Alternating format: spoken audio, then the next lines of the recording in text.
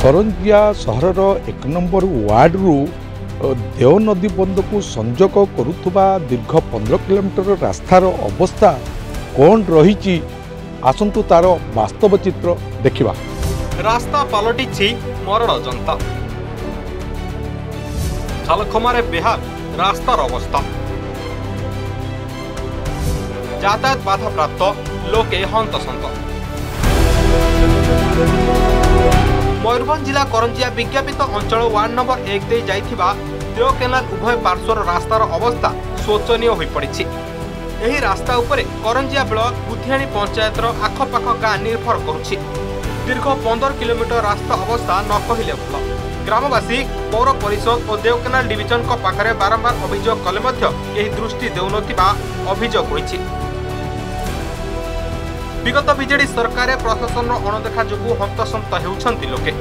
पंचायतवासी पक्षरु एही रास्ता को पिचु करिया पई दाबी होइछि। करंजिया ब्लॉक बुधियाणी पंचायतर दुर्गम अंचल में बसवास करुथिबा लोके एही रास्ता उपरे यातायात पई प्रतिदिन निर्भर करिथांती। असराय वर्षार रास्तार अवस्था शोचनीय होई पड़ुछि। तो केनाल वाला कर पड़ेले तापर कई बुझुना कौड़ी खाल कौड़ी ढीप यही टाइप रही रास्ता। प्रतिदिन एक्सीडेंट जीवासवा भी लोक मैंने हैरान होती। एनएससी की अभियोग कराइला शुणुना। एबे नुआ सरकार आसी मोहन सरकार तांकू जनइबा एमड़ा सेमड़ा खराब सब बड़े एक्सीडेंट होची। लोक जीवासवार बड़ हैरान होती। राति अधरे पड़ी भी जाउछंती। बहुत असुविधा होची। करदेले रास्ताटा भल होता जावासवा आम हाथी बारी भल जावासवा करते।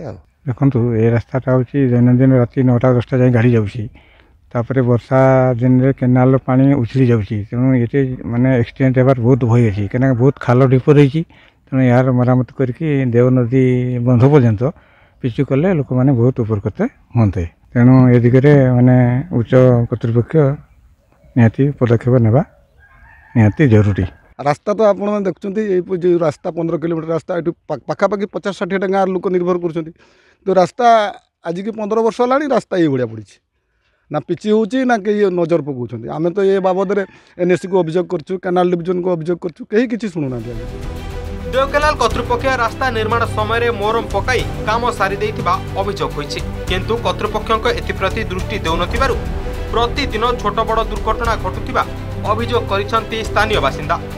सेहिपरि रास्ता उपरे निर्माण होइथिबा कलभटर गुड़िक मध्य नष्ट हो जाइछि। आलोकर व्यवस्था नथिबारु राति रे यातायात कष्टकर होई पड़ुछि। खूब शीघ्र विद्युत समस्यार समाधान करा जिवो बोली प्रतिश्रुति दैछंती निर्वाही अधिकारी। सेपटे वर्षा दिन सरिबा पूर्व रास्ता काम सरियो बोली प्रतिश्रुति दैछंती देव जलसेचन प्रकल्पर मुख्य निर्माण जंत्री। ये सब खाल ढीप हो गला रास्ता जावासबार असुविधा होमती। एक्सीडेंट हो लोक मैंने खंडिया खाबरा हो जाती। पिचु रास्ता टे भल रास्ता हो गले जावासवा यातायात सुविधा हाँ। रास्तार अवस्था एत शोचनीय। दीर्घ 24 वर्ष जो केनाल खोला होता रास्तार केनाल उभय पार्श्व से सामान्य मुरुम टे पड़ा से मुरुम अवस्था एमती हो धीरे धीरे खाल हो गला। प्रतिदिन गाड़ी शह शह गाड़ी जावासवा करने समय गोटे ठाए ठाए जगार खाल हो जाए। आप देखिपे पानी जमी गला। वर्षा दिने तो ये रास्तार चलवा बहुत कष्टकर। तो आमर जो ठाए ठाए जो केनाल साइड जो ब्रिज भी होती ब्रिजर अवस्था भी ठाए ठाए क्राक हो गला आप देखिपे। तेणु तार जो मरामती करा जाए लोक टे उपकृत होते और जावासवा सुरखुरी लोक जापारते। आमर से बर्तमान केनाल लाइनिंग दिखाई लाइनिंग कंप्लीट हम कंप्लीट होगी संगे संगे रोड काम टेकअप करा स्कीम टेकअप करा टोटल आम जो केनाल सिस्टम टाक जो जो रोड अच्छी सब गुड़ा टेकअप कर वर्षा दिन पूर्व हम है। आज्ञा सर वर्षा दिन पूर्व हो असुविधा देखा बाकी रहा रास्ता समस्या केबे होउछि समाधान। करंजिया बिंदुसार दास का रिपोर्ट, आर्गस न्यूज।